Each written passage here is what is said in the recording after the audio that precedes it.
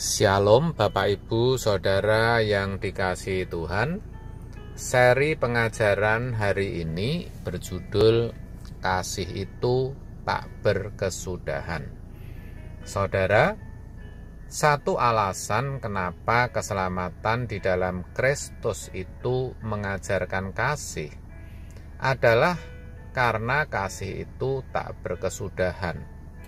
Kasih itu kekal dan abadi. 1 Korintus 13 ayat 8-10 menuliskan demikian. Kasih tidak berkesudahan. Nubuat akan berakhir, bahasa roh akan berhenti. Pengetahuan akan lenyap, sebab pengetahuan kita tidak lengkap dan nubuat kita tidak sempurna. Tetapi jika yang sempurna tiba, maka yang tidak sempurna itu akan lenyap. Dalam ayat ini dijelaskan bahwa semua yang tidak sempurna itu akan berakhir, yaitu ketika yang sempurna itu tiba. Pertanyaannya, yang sempurna itu apa atau siapa? Dalam Matius 5 ayat 48 dikatakan, karena itu haruslah kamu sempurna, sama seperti Bapamu yang di surga adalah sempurna. Kesempurnaan Bapa itu dinyatakan di dalam langit yang baru dan bumi yang baru, di mana di sana terdapat kebenaran dan tidak ada lagi kepalsuan dan cacat celah. 2 Petrus 3 ayat 13 mengatakan, tetapi sesuai dengan janjinya kita menantikan langit yang baru dan bumi yang baru, di mana terdapat kebenaran. Langit dan bumi yang baru atau LB3 itu akan dinyatakan ketika bumi dan unsur-unsurnya binasa dalam lautan api. Ketika itulah semua yang tidak sempurna, yang fana, akan berakhir. Nubuat akan berakhir. Bahasa roh akan berhenti. Pengetahuan akan lenyap. Tidak hanya itu, di LB3 kelak tidak ada lagi iman, tidak ada lagi pengharapan. Ya, karena yang diimani, yang diharapkan, semua sudah dinyatakan. Maka tidak heran kalau di bagian Alkitab yang lain dikatakan dalam 1 Korintus 13 ayat 13, demikianlah tinggal ketiga hal ini, yaitu iman, pengharapan, dan kasih. Dan yang paling besar di antaranya ialah kasih. Kasih adalah yang paling besar dan satu-satunya yang tetap akan masih ada di kekekalan nanti.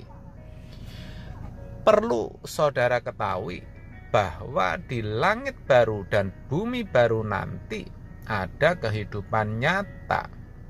Surga itu real dan bersifat materi, dan itulah sejatinya kehidupan yang sesungguhnya. Semuanya sempurna, semuanya ada dalam pengaturan Allah, dalam pemerintahan Allah, di mana Yesus adalah rajanya. Semua yang tinggal di sana hidup dalam kasih yang sempurna. Tidak ada lagi orang yang membahayakan orang lain. Yang ada semua maunya saling mengasihi. Oh, suatu kehidupan yang indah, yang tentu didambakan semua orang. Sayangnya, banyak orang Kristen yang tidak mengetahui akan hal ini. Mereka pikir satu-satunya kesempatan untuk menikmati hidup hanya di bumi ini, sehingga kebanyakan orang perjuangan hidupnya hanya ditujukan untuk mengumpulkan sebanyak-banyaknya supaya bisa hidup nyaman serta dapat menikmati segala keindahan yang ada di bumi ini. Itu orientasi hidup yang tidak benar, saudara.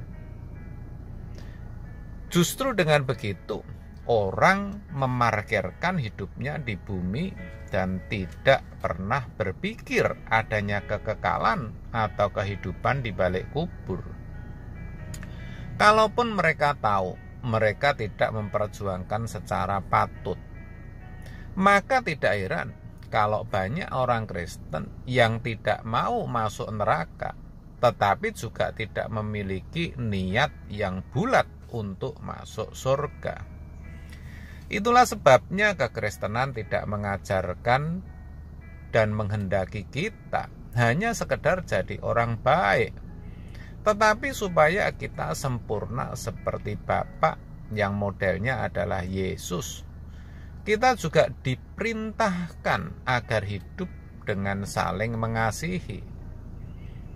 Dikatakan, aku memberikan perintah baru kepada kamu, yaitu supaya kamu saling mengasihi, sama seperti aku telah mengasihi kamu, demikian pula kamu harus saling mengasihi.